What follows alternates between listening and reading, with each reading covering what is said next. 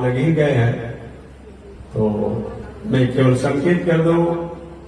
इस तारीख से यात्रा है श्री लक्ष्मी नारायण महायज्ञ की जग की जल यात्रा 1 अक्टूबर को होगी।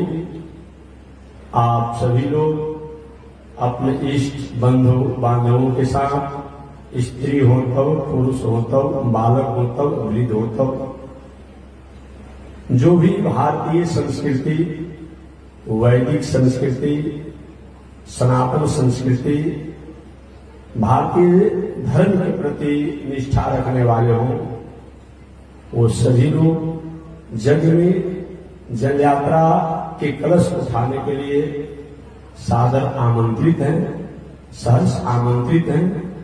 अपने घर से आप कपड़ा की व्यवस्था कर लेंगे, अपने से आप कलश की व्यवस्था कर लेंगे, अपने से कलश की व्यवस्था, अपने से कपड़ा की व्यवस्था, और उसके होने का भी है। आप उसे कहाँ जाएगा तो हम लोग ने ही तय किया कि आप ही के क्षेत्र का जो क्या स्थान का नाम है, कोनो महादेव जी कहलाते हैं, इधर बहरी महादेव, तो यही जल यात्रा होगा। ये भी एक दिमाग में बात रख लीजिएगा, यही पर जल यात्रा किया जाएगा कि यहाँ अच्छा है, नजदीक भी है और एक रास्ता, एक ही रास्ता जाने, एक ही रास्ता लौट कर आना।